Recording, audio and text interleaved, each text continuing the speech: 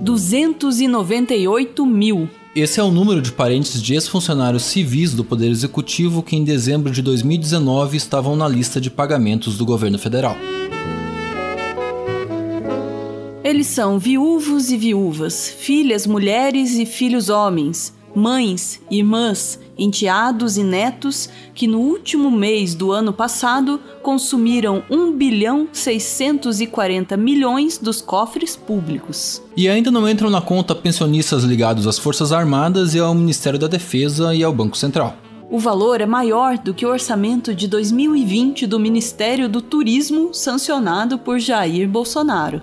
Também corresponde a mais de 2,5 vezes o orçamento do Ministério da Mulher, da Família e dos Direitos Humanos. Os números ainda mostram que a mão aberta na hora de pagar pensões para as filhas solteiras não é exclusividade dos militares. No Poder Executivo, dos 298 mil pensionistas em dezembro de 2019, pelo menos 52 mil eram mulheres que não se casaram no papel, todas filhas de ex-funcionários públicos federais e civis. A pensão para filhas solteiras foi criada em 1958, com a justificativa de que mulheres não conseguiriam se sustentar sem um pai ou marido. Eu diria que é uma lei um pouco ultrapassada. Essa pensão deixou de ser concedida em 1990, mas antigas beneficiárias seguem sendo atendidas. A pensão mais antiga em vigor é dada há, pasmem, 106 anos para a filha de um ex-funcionário do Ministério da Fazenda morto em 1913. Na época, o presidente da República era Hermes da Fonseca. De lá para cá, 30 passaram pelo cargo. E essa herdeira ainda acumula uma aposentadoria da Universidade Federal do Rio de Janeiro. Outra pensionista recebeu nada menos do que R$ 233.400 em novembro do ano passado. O valor é 6 vezes superior ao teto constitucional de R$ 39.200. Ou 182 vezes a média das aposentadorias do INSS, que é de R$ 1.286,87. O teto constitucional é, em tese, o valor máximo que um servidor público pode receber.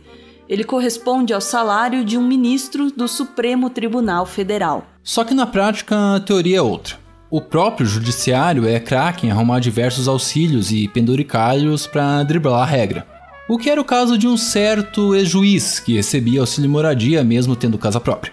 Sim, existe esse benefício que é questionável, mas existe também uma situação que deveria, a meu ver, ser abordada pela imprensa, o fato de que existe a previsão constitucional de que os subsídios dos magistrados deveriam ser reajustados anualmente. Para justificar a grandeza de pensões como a de R$ 233.400, o Ministério da Economia disse que elas poderiam corresponder a gratificações natalinas. Que, convenhamos, devem ser suficientes para comprar a Lapônia com o Papai Noel e tudo. No caso específico dos R$ 233.400, técnicos do Ministério também informaram que apenas R$ 6.100 diziam respeito à pensão e ao 13º. Todo o resto era composto por pagamentos atrasados. Ao todo, o valor das pensões apenas para filhas solteiras de servidores custou aos cofres públicos 630 milhões e 500 mil em novembro e dezembro de 2019. Se a gente pegar mais uma vez como exemplo o Ministério da Mulher, da Família e dos Direitos Humanos, o valor é 2,5 vezes o orçamento da pasta executado durante todo o ano passado. A própria ministra Damares Alves já admitiu que o orçamento é pequenininho. Tanto que em 2019 o Executivo não destinou um centavo sequer à Casa da Mulher Brasileira, que é o principal programa de combate à violência contra a mulher no país. Todas essas informações sobre as pensões pagas pelo governo federal só foram tornadas públicas por uma determinação do TCU. O Tribunal de Contas da União acolheu uma denúncia do site Fiquem Sabendo, uma agência de dados especializada na Lei de Acesso à Informação. Mesmo assim, como a gente disse no início, os valores não incluem pensionistas ligados às Forças Armadas, ao Ministério da Defesa e ao Banco Central. É particularmente difícil obter dados detalhados das Forças Armadas. O que se sabe hoje é que cerca de 110 mil filhas de militares recebem pensões, o que representa um gasto de mais de 5 bilhões por ano ao governo federal. Algumas delas são bem famosas, como Regina Duarte, que leva quase 7 mil por mês. Eu jamais esquecerei nos milhões de vidas que eu ainda vou ter nessa existência e nas próximas. Eu jamais esquecerei esse momento. Muito obrigada por estarem aqui comigo. Imagina só, a Regina Duarte com milhões de vidas e a gente aqui pagando pensão. Essa conta aí eu nem vou tentar fazer. Na Marinha, das 22.829 pensionistas, 10.780 são casadas. E 345 ainda acumulam mais de uma pensão.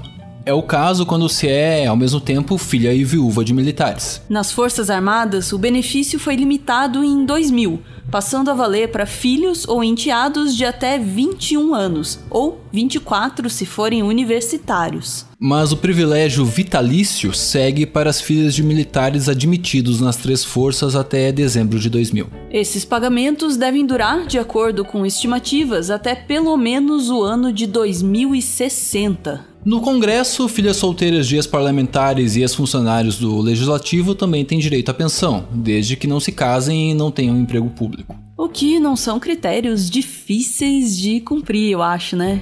Para receber, basta ser filha de um parlamentar, que pode ter cumprido um único mandato. A folha do Legislativo tem atualmente 194 pensionistas mulheres, que recebem mensalmente até R$ 35 mil.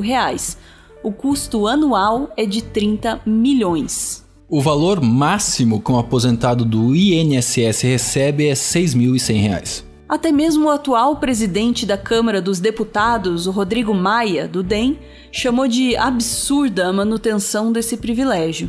Helena Irata é filha de um ex-deputado federal por São Paulo, o João Irata. Ela é também filósofa, tem 73 anos e vive em Paris há 49. Mesmo assim, segue recebendo. Aliás, recebe o dinheiro desde 1974. Atualmente, Irata recebe R$ 16.800 por mês. Em uma matéria publicada pelo jornal O Estado de São Paulo em janeiro, a própria Helena Irata admitiu que o benefício não é justo, mas argumentou que segue recebendo o pagamento porque foi orientada por um advogado. Nunca dependi dessa pensão, pois sempre tive bolsa ou trabalho remunerado. E hoje sou aposentada do CNRS. O CNRS é o Centro Nacional de Pesquisa Científica da França. E tem mais, o depoimento de Irata vai além. As mulheres chefes de família, dentre as quais um número significativo de mães solteiras, são hoje mais de 40% no Brasil. Elas não recebem, embora sejam mulheres solteiras e sem pai ou marido para sustentá-las, auxílio do tipo que a Câmara concede às filhas solteiras de deputados falecidos. É quase um clamor por justiça, e não é a gente falando, é a própria Helena Irata. É uma pena que uma pessoa tão esclarecida tenha sido obrigada a passar por cima dos seus princípios por um advogado ganancioso. De volta ao executivo. Em 2016, uma auditoria do TCU apontou suspeitas de fraude em 19 mil pensões para filhas solteiras pagas em diversos órgãos da administração pública federal. Na época, o tribunal alterou a interpretação da lei e obrigou as pensionistas a comprovarem a dependência do benefício. Mas, no ano passado, o STF garantiu que, mesmo sem essa comprovação, elas continuassem recebendo legalmente o auxílio. Para a Suprema Corte, trata-se de direito adquirido. A decisão de Edson Fachin foi posteriormente confirmada pela segunda turma. Pode até ser direito adquirido, mas é também distinção, privilégio, vantagem, regalia, permissividade, farra mesmo. Você escolhe o termo.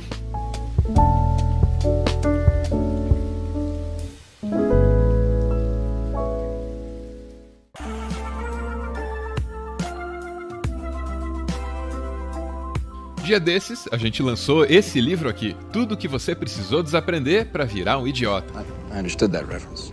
Esse livro compila, desmente e explica de onde saíram as teorias conspiratórias que hoje definem os rumos das políticas públicas do Brasil. Uma breve olhada no índice pode te ajudar a compreender melhor do que se trata. Tem um capítulo para explicar que essa conversa aí de marxismo cultural nasceu justamente na Alemanha nazista. Tem um outro para explicar que vacinas são seguras. E assim por diante até chegar nas conspirações envolvendo o educador Paulo Freire. O nosso livro está disponível em várias livrarias. Se você se interessou, tem os links para compra aí na descrição do vídeo. Você pode dar uma olhada, mas só se você quiser.